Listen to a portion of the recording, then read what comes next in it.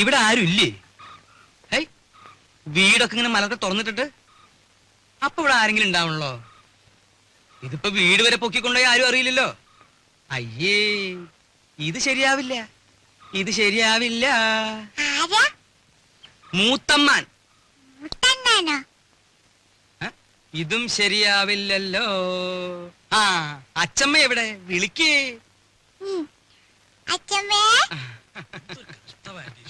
പിരിവുകാരെ കൊണ്ടു ശങ്കുമാനോ?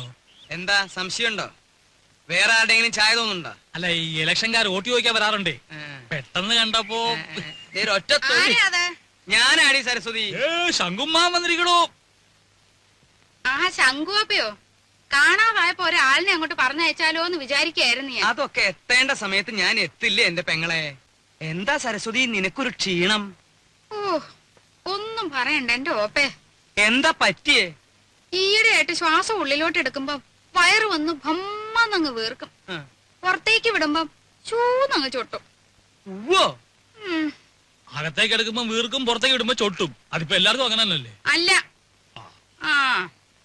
ആ, ഈയിടെയായിട്ട് അപ്പച്ചിക്ക് പുതിയൊരു അസുഖം തുടങ്ങിയിട്ടുണ്ട്. അതെന്താ?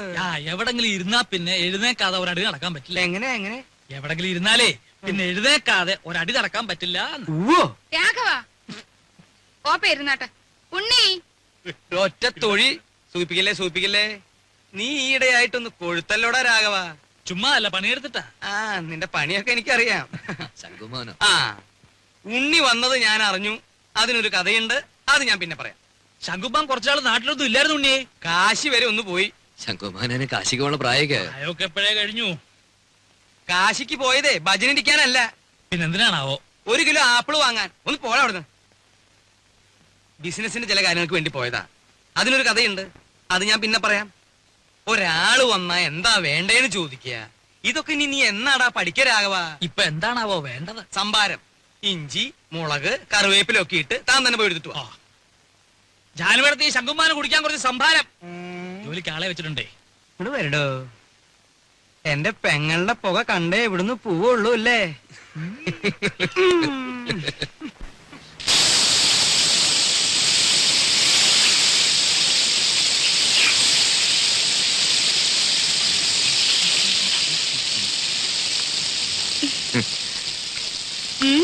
എന്താ പതിവില്ലാതെ അടുക്കളയിലൊക്കെ? എന്റെ ചേച്ചിയുടെ കൈപ്പുണ്യെന്ന് പറഞ്ഞാ ഇതിലും കാണാനുണ്ട്. സുഖിപ്പിക്കല്ലേ കുട്ട, ഇതേ രാജി വറുത്തു വെച്ചതാ. അല്ല, പറഞ്ഞോളി കക്ഷിയോടെ. ആ, അപ്പൊ അതറിയാനാ വന്നത്? ഞാൻ ചുമ്മാ അങ്ങനെ കറങ്ങി അങ്ങനെ. അദ്ദേഹം നീരാട്ട് തുടങ്ങി തോന്നുന്നു.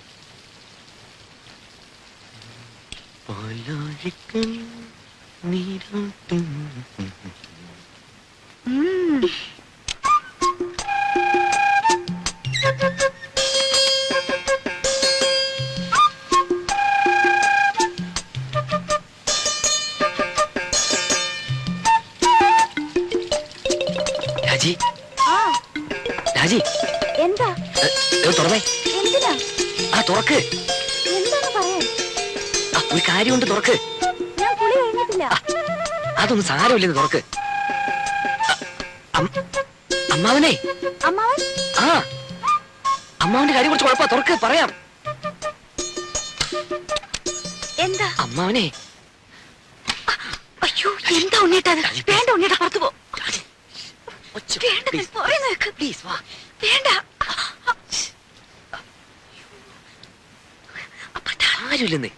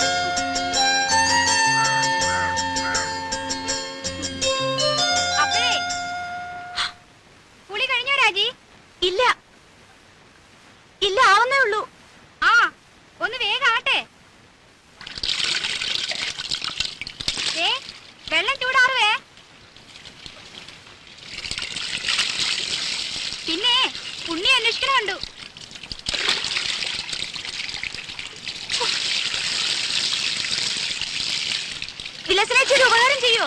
എന്താ? ആ അകത്തിരിക്കുന്ന സർപ്പം എടുത്തു തരുമോ? എവിടെയാ ഇരിക്കണേ? ആ അലമാരയുടെ മുകളിൽ കാണും.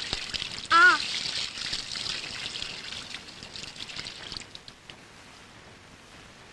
പോയി. ഏയ്, പോവാൻ. പോവാൻ നോക്ക്. പോ. പോവാൻ.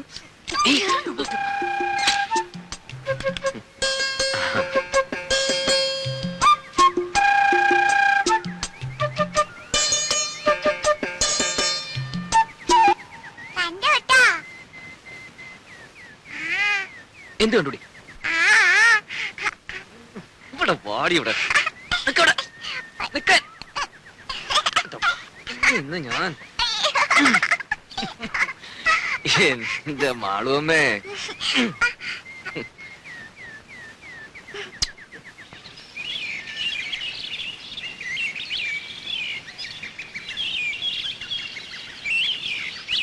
ഒരു സ്വസ്ഥത ഇല്ലെന്ന് വെച്ചാ ശയന പ്രദക്ഷിണം, അത് കഴിഞ്ഞപ്പോ ഒരു ഷഷ്ടി പൂർത്തി, ഓരോ കുരിശുകളെ. അതിനിടയ്ക്ക് കുറെ ബന്ധുക്കളും വന്നു കൂടിയിട്ടുണ്ട്. എഴുന്നള്ളത്ത് ഇത്രയും കൂടെ തീർന്നോ അല്ല ഇനിയുണ്ടോ ആവോ? എന്നാ ഈ വന്ന് കേറുന്നവർക്കെങ്കിലും ഒരു കോമൺ സെൻസ് വേണ്ടേ? അതുമില്ല. ഒരു വീടാവുമ്പോ ഇങ്ങനെയൊക്കെ അല്ലേ ഉണ്ണേട്ടാ? ഇങ്ങനെയൊന്നും അല്ല. ഇത് ഇവിടുത്തെ മാത്രം ഒരു ചിട്ടയാ, വേറെ എവിടെ ഞാനിങ്ങനെ കണ്ടിട്ടില്ല. ആകെയുള്ളത് കുറച്ചാണത് ലീവാ. അത്ര വിഷമമുള്ള ആൾക്ക് എന്നെ മോളെയും കൊണ്ടുവരുന്നല്ലോ. താനെന്നെങ്ങനെ വരാതെ? അതിനുള്ള ഏർപ്പാടൊക്കെ ഞാൻ നടക്കുന്നുണ്ട്. ഇത്തവണ പാസ്പോർട്ട് റെഡിയാക്കി വെക്കണം. 6 മാസത്തിനുള്ളിൽ ഗ്രീൻ കാർഡ് കിട്ടും. പിന്നെ വിസ അയക്കുന്നു, താനും മോളും കൂടി പറക്കുന്നു. വിട്ടത് തന്നെ. ഉണ്ണിയേട്ടന്റെ അമ്മയല്ലേ ആള്. അമ്മ അത് ഇതൊക്കെ പറയും. എത്ര നാളെന്ന് വെച്ചാൽ ഒറ്റയ്ക്ക് ഇങ്ങനെ കഴിയാ? എന്തായാലും ഞാൻ ചിലതൊക്കെ തീരുമാനിച്ചിട്ടുണ്ട്. ആ, നാളെ തന്നെ പോയി പാസ്പോർട്ടിന് അപ്ലൈ ചെയ്യണം. സ്വപ്നം കാണാം.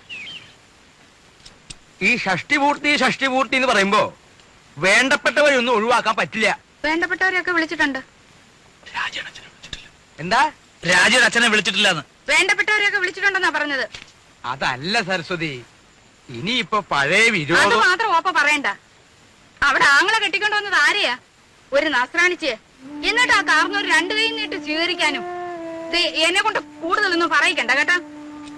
ആ കുടുംബത്തിൽ നിന്ന് ഒരുത്തി അവിടെ കയറ്റിയത് തൃപ്തി ഉണ്ടായിട്ടൊന്നുമല്ല. എന്റെ മോൻ കുരുങ്ങി പോയില്ലേ, ഇനിയിപ്പോ ഉപേക്ഷിക്കാൻ പറ്റുമോ? അത് അതോടെ മതി. അതിനപ്പുറത്തുള്ള ലോഹ്യൊന്നും വേണ്ട.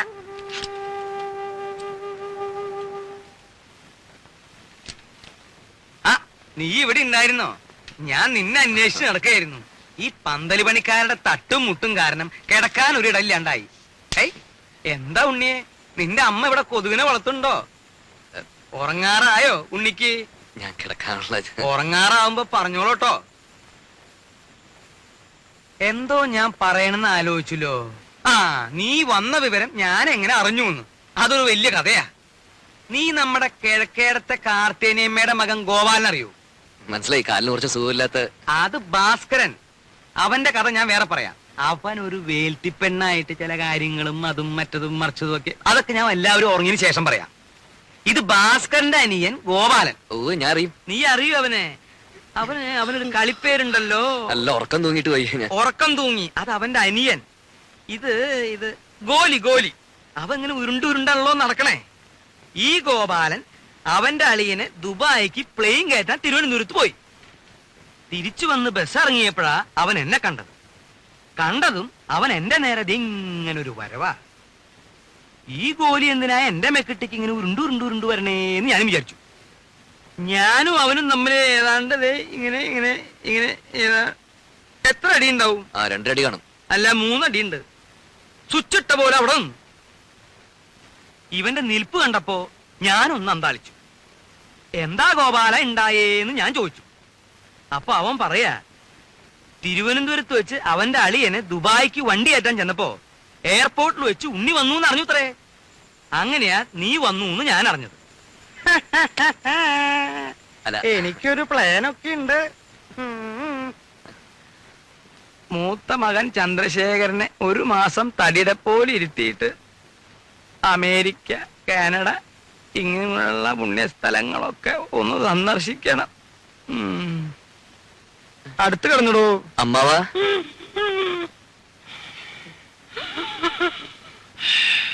അമ്മാവാ,